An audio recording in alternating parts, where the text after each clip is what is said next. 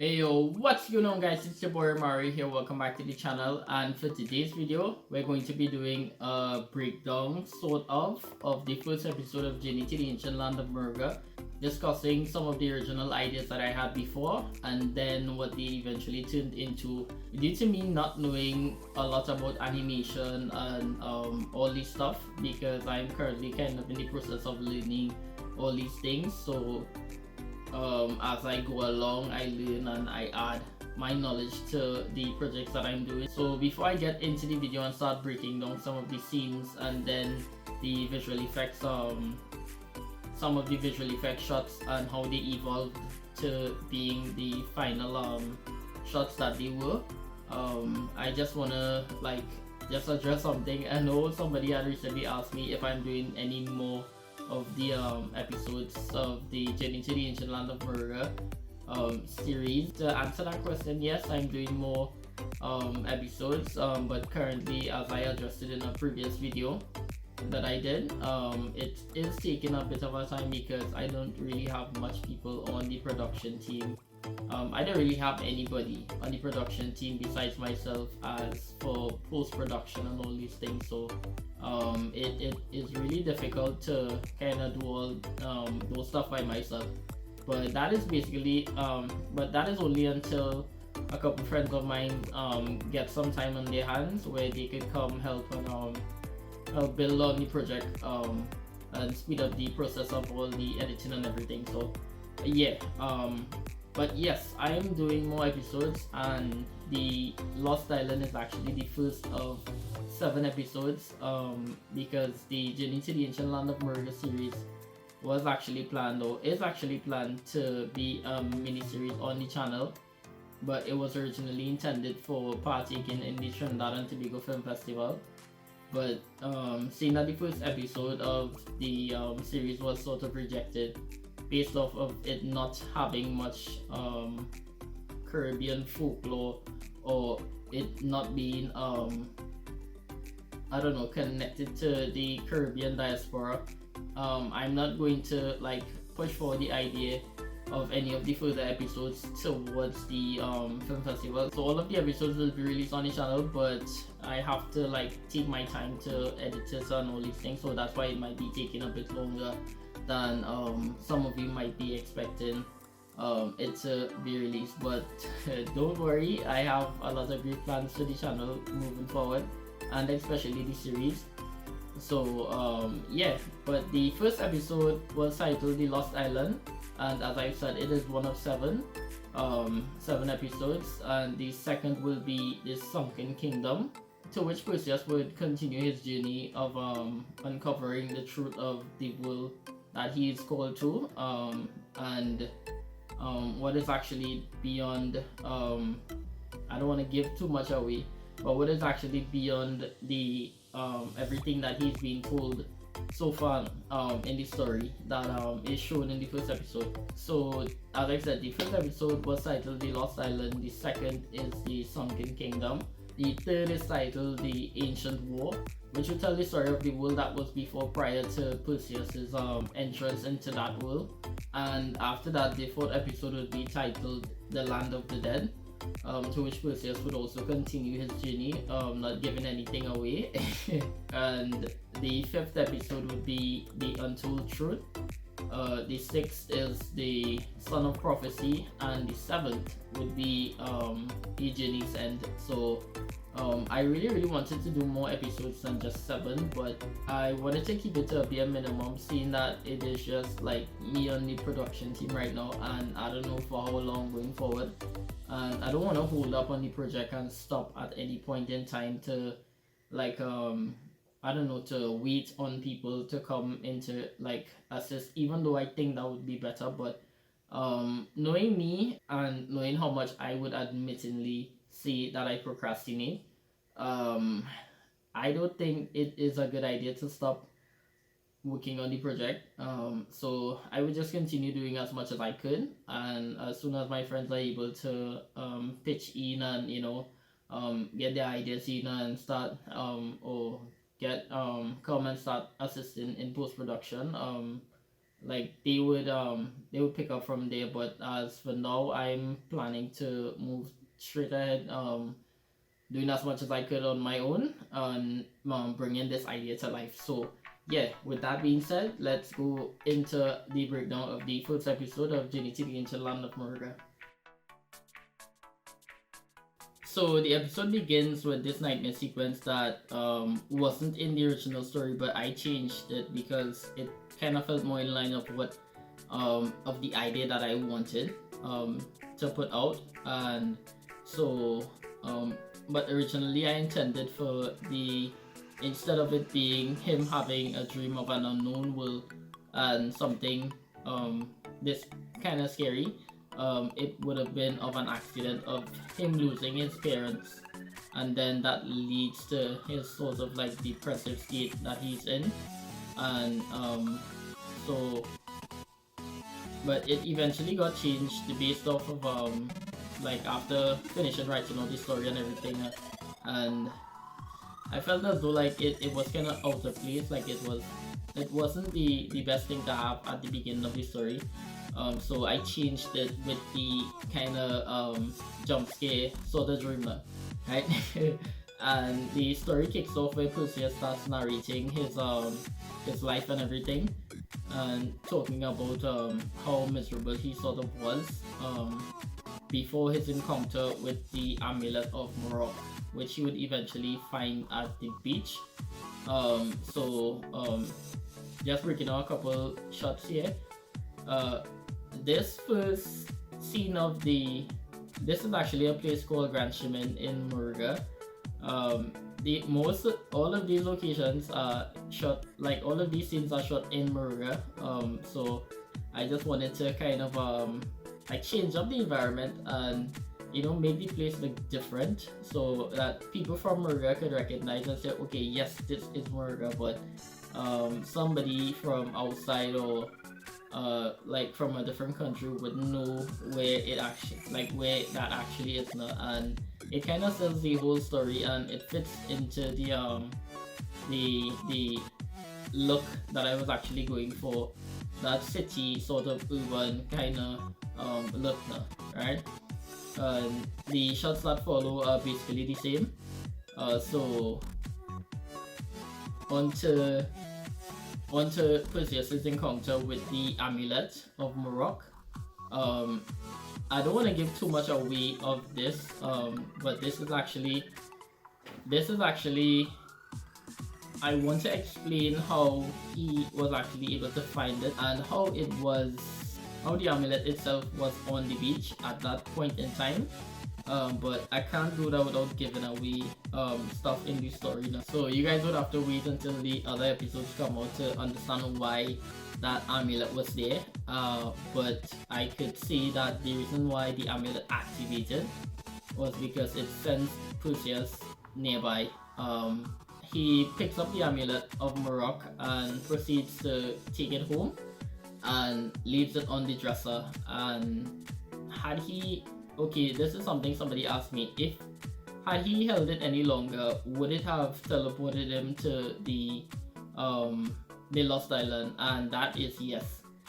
And the reason why the amulet didn't teleport him is because, like, as soon as he picked it up, he had placed it in the side pocket of the bag and then ran off. So it didn't have any time to sort of like I don't know, kind of like merged with his DNA. He takes the amulet back to his home and places it on the dresser, falls asleep, and then boom, the awakens to see the amulet has levitated and placed itself on his hand. He tries to place it back on the dresser, but then it surprisingly levitates, and he touches it, which activates it, and then allows the portal to open, to which he's sucked through to begin his journey to the ancient land of Moruga. But for this scene, I actually had a couple versions of this portal done. So he then wakes up here lost and confused, and a lot of people ask me like, why didn't he like look at around and look at his clothes and all these things and say like, what am I doing here, and ask these questions at the beginning. But from the get-go, I wanted to get in that sort of survival mindset immediately into his head, because like I don't want to like take the story too far or too long and then just kind of like, I wanted it to be action as soon as he gets there now, right? I don't want it to be boring to see. So he gets to the Lost Island, and immediately as he gets there, he looks to his left and he sees the two shadow raptors looking, and then the shadow comes down and commands them to start looking around properly. And what they're actually looking for is the amulet of Morock, so which Perseus possessed, and they saw when he entered through the portal that was open. So they came immediately to the location and started to look for him now. And he hid behind the tree so that the shadow couldn't see him. And as soon as he got the opportunity, that's when he ran, and the shadow commanded the shadow raptors to follow him. But this scene was actually very differently in the story that I wrote before, because I hadn't intended to have the shadows there as the villain priest, the main antagonist, cloning himself into different shadows and putting them by each temple, as the monk, as the priest said, the weekend priest said. But I actually intended for a version of the Indominus Rex from Jurassic World to actually be the guardian of the temple. And at the point where Perseus looks to his left, I believe, or his right, and sees the shadow, that was actually supposed to be the Indominus Rex, sort of like eaten from a dinosaur's, a dead dinosaur, a dead animal or something's carcass. And because of that, he gets frightened and does the same thing, but then the Indominus starts moving closer and closer to his location because it senses something there. And just before it sort of like comes around the tree to see what's there, some like birds like fly from the top of some trees, and it gets distracted and then like yells and runs in the direction of the temple. So, and then Perseus gets up, and the story would proceed as it does, without him being chased by the shadow raptors. And he'd run out to the beach and realize that, okay, like, yes, he is no longer on Earth, but is in a different dimension, a different world. But on being surprised, he also understands that he needs to stay away from the Indominus Rex. That was actually in the original story. So when he tries to actually get off the island in the sense of walking towards the water, but then in the same way as the shadow raptors start yelling in one direction, the Indominus Rex would circle back and then start bawling or screaming in the direction that he came from, because it started to kind of get his scent now. And because of that, he would turn and see the light, just as he did in the story, and then run towards the light. And as he makes his way through the forest and whatnot, the Indominus Rex leaves his trail. And this is actually what was supposed to be in the original story. And after he leaves his trail, he follows the direction of the light, very puzzled and like wanting to know like what's going on. And it's there where he actually encounters the priest, and the story kind of proceeds just as it does. But I had to change all the scenes with the Indominus Rex. Like when I started to do some of the animation in Maya, like some of it were really good and then some of it was terrible, because it was actually my first time animating. And then when I started to study like how long it would have taken me to sort of get it right, it would have been way past the deadline date for the film festival. So I was trying to work with the deadline date for the film festival, so I kind of cut out the idea of the Indominus Rex and then replaced that with the shadow that I eventually did. So yeah. So after Perseus makes his way off the beach, he then proceeds to follow the direction of the light and stumbles upon the weakened priest, who is doing his best to try to protect Perseus from the shadow, or at least to be able to buy himself some time to explain to Perseus what is going on. and this priest is actually played by my younger brother Kevon, who is very talented in acting, I would say. Because being honest with you guys, like, I didn't really have a script at the beginning to give him so that he could properly read it out, because there was somebody else that I intended to play the role, and then that person wasn't able to do it, so I had to try to get somebody last minute, and I checked him and he was like, yeah, I'll do the same shit. Yeah, that's no scene. And then immediately, like within the time frame of, like, I don't want to lie, like almost an hour, like I just sort of like kind of rushed and explained everything to him, and he was like, when we shoot, and I was like, okay, today we gonna shoot. He's like, yeah. I was like, alright, then we're gonna shoot them scenes, and we had went to the location and started to shoot everything. And I told him, I said, well, you put the mask over your face, seeing that I don't really have a script to know what lines you need to say and all these things. You put the mask over your face and then you would voice act it afterwards now. And I would just add it in post-production, and we shot everything and edited everything, and when it got to the point for him to do the voice acting, he got really busy with family stuff and all these things. So I had a friend, a very very close friend, and somebody that I consider to be a brother, who is very talented and extremely talented in the art of music, and all these things. I had him come in, and well, I explained everything to him, and he was the one who actually did the voice acting for the priest, the dragon priest. His name is Nathaniel, and he did all those lines beautifully.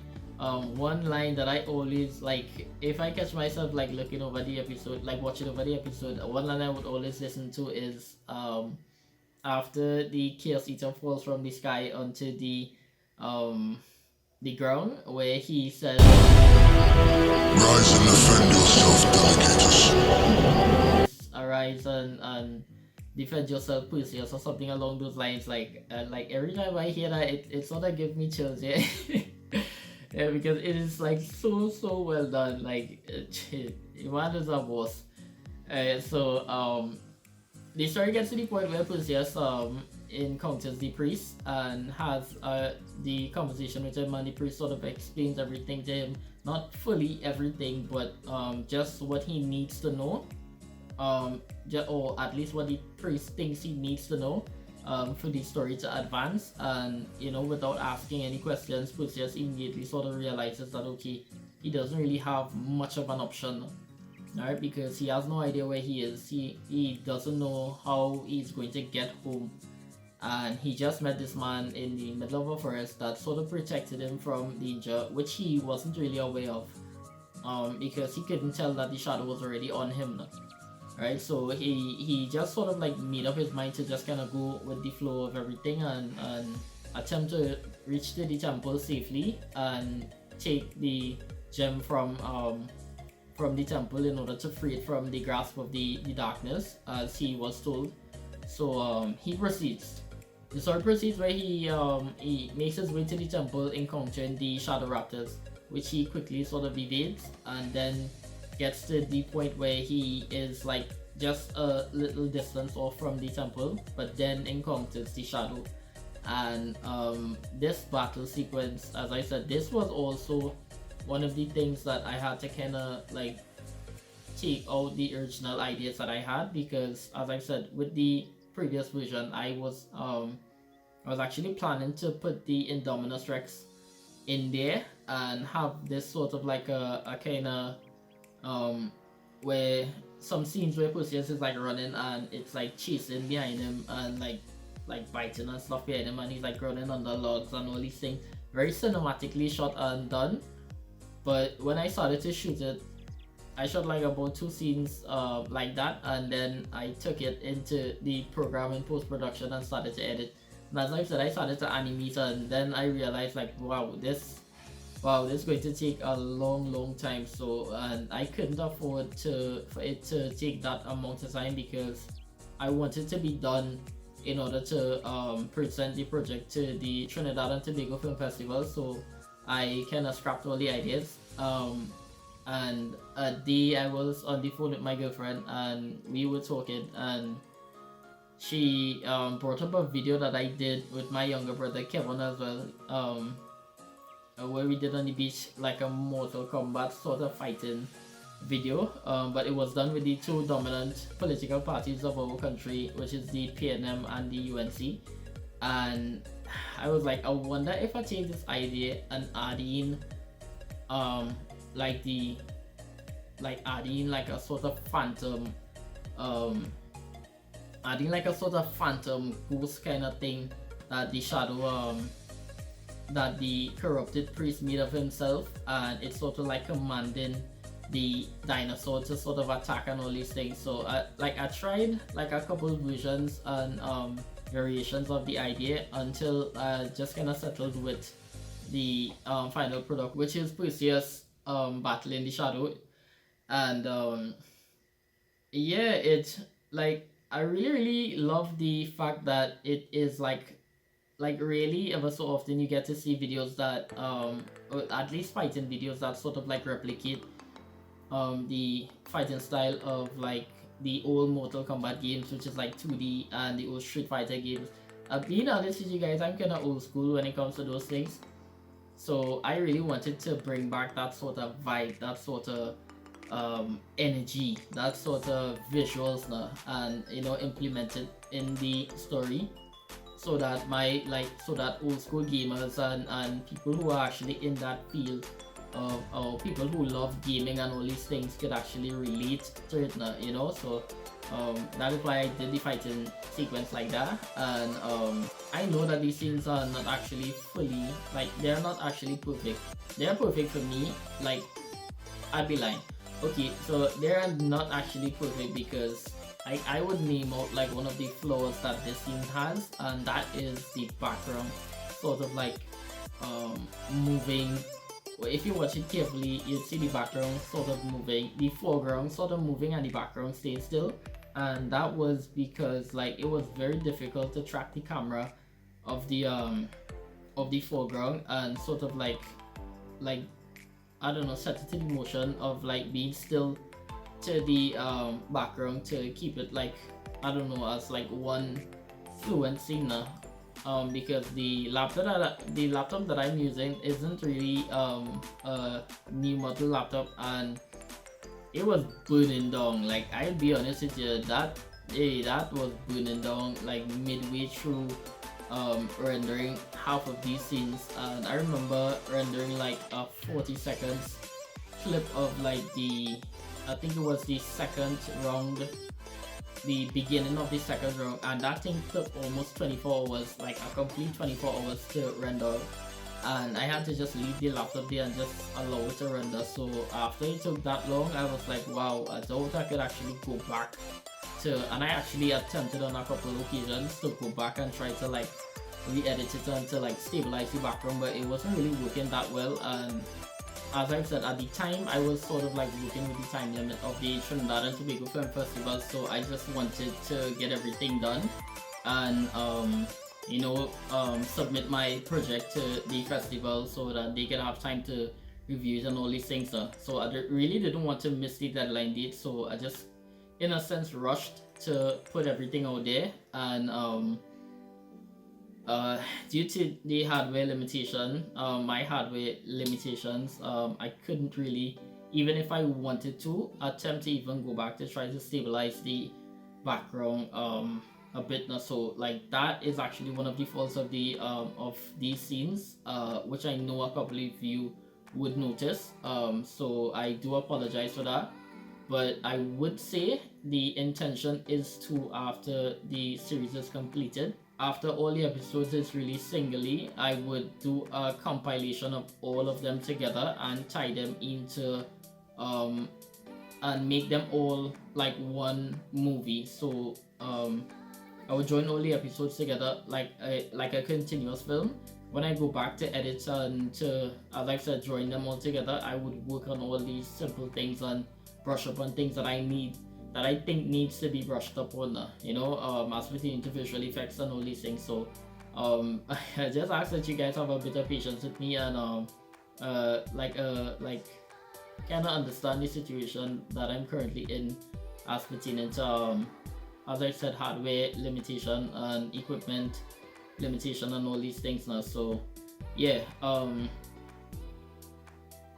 onwards from the battle scene where Perseus eventually wins, where he's given the Chaos Eater by the priest. He wins the battle and then proceeds to walk into the temple and activate the gem, which he does. So all of this had to be shot through blue screen, which I didn't have. Again, I didn't have the proper equipment to shoot any of these things. I actually took, for this scene, for the majority of scenes that was shot, like for the blue screen, I actually use a sheet that I have, like a bed sheet that I have, that I got from my grandmother, and I placed that on the wall and like tried to get like proper lighting set up and all these things, and I shot it like that and keyed it out and tried to like mask it out and make it look as smooth and all these things and clean. And yeah, so I basically used every simple thing that I had at the point in time, and I'm kind of currently doing the same thing with the second episode, because I don't have the as I said, I don't really have that those type of equipments to really set up a proper like studio to shoot all these things. So I'm basically just putting all the things that I have to use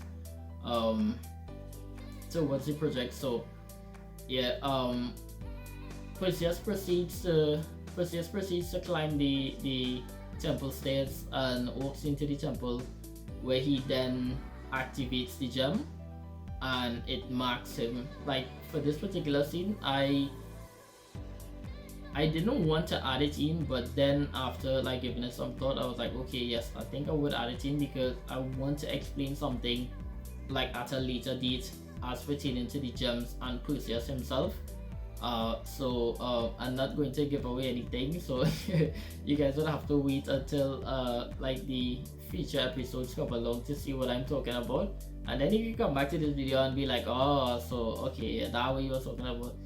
So I add in this scene where you see after he takes the gem, it burns itself into his hand. So you can see it there quickly before his hand is pulled down and the camera like comes back, where you can see his upper body there, and then he turns to dust and then floats up into the temple, into the upper layer of the temple, like the roof, and then is shot out through the beam. Like as you can see in this scene, slowly you would see like a beam. Before the beam is released, you would see a little green light being shot, and that is actually Perseus being teleported to the next location, where he would awaken to continue the journey to the Ancient Land of Moruga. So this is also something somebody asked me. Is Perseus currently in the Ancient Land of Moruga? And the answer to that is both yes and no. But I can't really explain why without giving away like some of the details of like the future episodes, and I don't want to do that because I need it to be like a mystery for you guys, and I really want you guys to enjoy everything going forward, and to like I don't know, really enjoy and experience this idea now. So I don't want to spoil anything for you guys. So but yes and no. I would say where he is actually part of the Ancient Land of Moruga, but there is a bigger piece to it now, right? There's also a separated piece to it where he would eventually go to now, right? So that's all I'm going to say as pertaining to that. So yeah, this was my breakdown of the first episode of Journey to the Ancient Land of Moruga. Hope you guys saw it, and if you haven't, I'm going to leave a link above somewhere here for you guys to go check it out. And also at the end of this video, I would leave it there so you guys could click on it, and also my visual effects breakdown video or my visual effects showreel video of that first episode. So as I said, really appreciate all the support so far, all the love that I've gotten from all you guys, and as I said, stay tuned because I have a lot coming towards the channel and a lot for this series. So until then, see you guys next time and stay safe. Cheers.